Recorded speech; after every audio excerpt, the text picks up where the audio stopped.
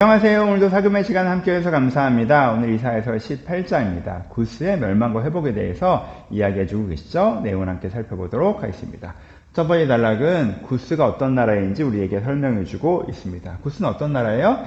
사신들이 찾는 나라라고 표현하고 있고요. 또 시초부터 강성한 나라라고 표현하고 있습니다. 여러분, 구스는 사신들이 찾는 나라였어요. 또 위치가 예술이어서 어떤 나라도 굳이 구스랑 싸우려고 하지 않고요. 구스랑 잘 지내려고 했어요. 구스의 위치가 어디에 있습니까? 이집트 바로 밑에 있죠. 그러니까 구스, 에티오피아를 쳐들어가려면요. 일단 이집트 먼저 쳐들어가야 돼요. 굳이 그럴 이유가 없잖아요. 그쵸? 누구도 이집트를 쳐들어가려고 하지 않다고, 이때까지만 해도. 그리고 이집트도 굳이 에티오피아를 쳐들어가서 싸우고 이기고 이럴 의도를 가지고 있지 않았어요. 본인이 이미 제국이기 때문에, 그쵸? 뭐 땅을 더 가져보자 이러지 않았단 말이에요. 이스라엘이 있는, 유다에 있는, 블레셋에 있는 데는 쪼만한 나라들이 막 붙어 있어서 서로 자기 이익을 얻어보겠다고 거기서 막 지고 먹고 싸우고 조금 크면 내가 이걸 다 먹어보겠다고 제국이 돼보려고 하고 막 장악을 하고 침략하고 이게 난리가 났는데 에티오피아는 이집트 아래에 있어서 누가 쳐들어오지도 않고 또 쳐들어가지도 않아요. 왜? 쳐들어가려면 이집트를 이기고 가야 되는데 에티오피아 입장에서 그쪽으로 쳐들어갈 이유가 없는 거잖아요. 그렇죠? 그러니까는 모든 나라는 구스랑 그냥 잘 지내고 싶어요. 사신들이 찾는 나라죠. 그렇죠? 그리고 이 에티오피아는 어때요? 시초부터 강성한 나라였다고 표현을 해요. 그러니까 이집트와 에티오피아가 시초부터 강성한 나라였어요. 이 이스라엘 지역에 있는 사람들이 보기에는. 그러니까 언제부터 에티오피아에 제국이 있었는지 잘 몰라. 언제부터 이집트에 제국이 있었는지 잘 몰라. 근데 거기는 원래 거기가 제국이었어. 라는 거죠. 그렇죠? 그러니까 시초부터 강성하고 사람들도 멋있고 그래서 그 당시에 이 시점에서 에티오피아를 생각하면 와, 에티오피아 되게 멋있는 사람들, 대단한 문명, 원래 위치가 예술이어서 누구랑 싸우지도 않는, 싸울 필요도 없는, 그렇죠? 그런 나라가 이제 구스였습니다. 그쵸? 그럼 우리가 이런 나라를 보면 어떤 생각이 들어요? 뭔가 하나님과 상관없는 느낌이 있잖아요.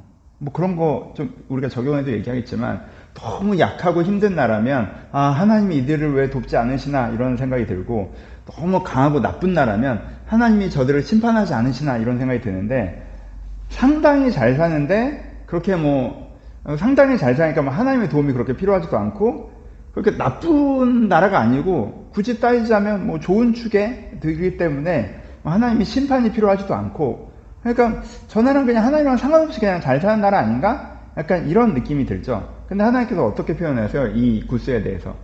구스에도 여전히 하나님 왕이심을 표현하시죠. 구스를 향해서도 하나님께서 깃발을 드는 분이시고요. 구스를 향해서도 나팔을 부는 분이세요. 구스도 하나님의 손 안에 있다라고 얘기하시는 거죠. 그리고 하나님께서 구스를 어떻게 하고 계세요? 조용히 감찰하고 계신다. 내가 그냥 지켜보고 있는 거야. 구스 하나님이랑 상관없이 그냥 자기 나름대로 잘 사는 것 같은데 아니야. 내가 구스를 지켜보고 있어. 라고 얘기하세요. 그렇죠? 천천히 지켜보고 있어. 그리고 어느 시점이 되면 구스에게 심판이 있어. 라고 얘기하세요. 구스가 그럼 왜 심판받아요? 라는 걸 어떤 이 농사의 그림을 표현하고 있는데 필요 없는 가지의 심판으로 얘기할 수 있죠. 그러니까 내가 지켜보고 있는데 구스를 포도원으로 비교해서 묘사하시죠. 포도원이 있는데 연한 가지들이 계속 나와. 그러니까 그 포도 농사를 짓잖아요. 이렇게 말 길을지 모르겠 포도 농사를 지으면 이 포도 열매가 맺힌 그 가지에 영양분이 집중적으로 가야 되니까 다른 가지들이 막 뻗어나가는, 열매를 맺지도 않을 거면서 가지만 무성하게 나가는 가지들은 쳐준단 말이에요. 왜? 여기에 영양분이 집중돼야 되니까. 그러니까는 여기에 영양분이 집중되기를 바라면서 하고 있는데 엉뚱한 거에 에너지가 낭비되네. 엉뚱한 곳에 에너지를 쓰고 있네. 진짜 써야 될 곳에 에너지를 쓰지 않고 엉뚱한 곳에 에너지를 쓰고 있네. 라고 하면 그 가지는 나중에 잘려버리잖아요. 그래서 그렇게 쓸모없는 짓을 할 거면 차라리 잘라서 마른 가지가 된 다음에 독수리의 둥지로 사용되는 게 낫지. 여기서는 오히려 방해가 되거나 제 에너지의 낭비가 되는 거니까 그렇게 되는 게 낫잖아. 에티오피아가 그 꼴이야. 하나님께서 주시는 재능과 은사와 능력이 있는데 그거 갖고 나쁜 짓을 하는 건 아니야. 하지만 그것을 하나님을 위해서 사용하지 않고 그냥 낭비되고 있어. 이 재능과 능력과 은사가. 그러면 굳이 그것을 계속 그들에게 줄 필요가 없잖아. 라고 되는 거죠. 그렇죠? 그래서 잘 살고 있다고 생각하지만 하나님께서 주신 것을 하나님께서 뜻하신 것에 자기가 진정 살아야 되는 삶에 살지 않고 그렇게 살아가는 구스에게 심판이 있을 것이다 라고 얘기하죠. 그리고 세 번째로 뭐라고 얘기해요? 이들이 이 심판을 통해서 어떻게 할 것이다. 이 심판을 통해서 깨닫고 회복할 것이다 라고 얘기하시죠. 아, 하나님에 계시구나. 그 하나님을 섬겨야 되는구나. 이것이 우리의 인생을 바로 살아가는 것이고 우리에게 주시는 은사와 능력들을 바로 사용하는 것이구나 라는 걸 깨닫고 예물을 가지고 시온에 이를 것이라고 말씀해 주고 계십니다. 그래서 이것이 뭐 엄청난 심판, 이렇게 처벌 이런 게 아니라 그들 향한 부르심이라는 것을 이야기해 주고 계십니다. 적용해 보죠. 그러니까 구스가 보여주는 캐릭터에 저는 되게 매력을 느끼는 편이에요. 매력이라고 하는 게 우리한테 되게 필요한 묵상이라고 생각해요. 구스는 그럼 어떤 사람에 해당돼요? 풍요롭게 태어난 사람에 해당됩니다. 태어날 때부터 좋은 집에 태어났어요. 좋은 집안이야. 그래서 돈도 많고 이 집안에서 사랑받고 교육받고 사회적 기회도 있고 그래서 이미 태어날 때부터 가진 게 많아. 위치가 예술이란 말이야. 그렇죠? 그래서 다들 이 사람 좋아해. 잘 지내고 싶어 하고. 그래서 이 사람도 모나게 살지 않고 다들 잘 지내. 그래서 그 사람만 보면 잘 사는 것 같고 어떤 면에서는 이 사람은 하나님의 도움도 필요 없고 하나님이 심판하실 이유도 없는 그런 사람인 것 같아. 하나님과 상관없는 삶을 살아가는 사람인 것 같아. 근데 하나님 보시기에는 너무 낭비되는 삶인데? 라는 생각이 드시는 사람이 구스라는 거죠. 나쁘지 않게 살아가요. 그래서 하나님과 상관없는 사람처럼 보여요. 하지만 살아야 하는 삶을 살지 않는 사람이라는 거죠. 사실 이 사람이. 여러분 좀 관점을 바꿔볼까요? 어떤 사람이 너무 좋은 재능과 역량과 가능성을 가지고 있어.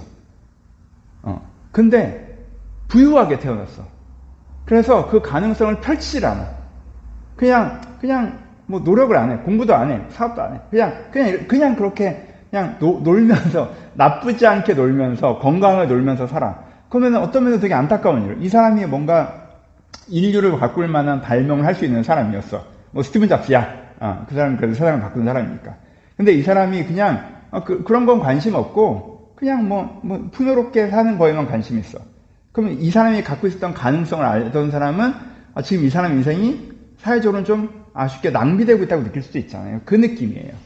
그냥 객관적으로 지금 이 사람이 나쁘냐? 그건 아니지만, 이 사람에게 하나님께서 그런 은사와 능력과 재능과 기회를 주신 이유가 있는데, 그걸 그냥 나쁜 짓을 안 했을 뿐 정말 살아야 되고 살 수 있는 삶을 쓰지 않고 있다면 하나님 입장에서는 아깝고 아쉽고 그 가치를 잘려내는 과정을 통해서라도 이가 이 예물을 죽게 드려야 되는 거구나. 시온으로 가야 되는 거구나. 이렇게 만들고 싶어 하신다는 거죠.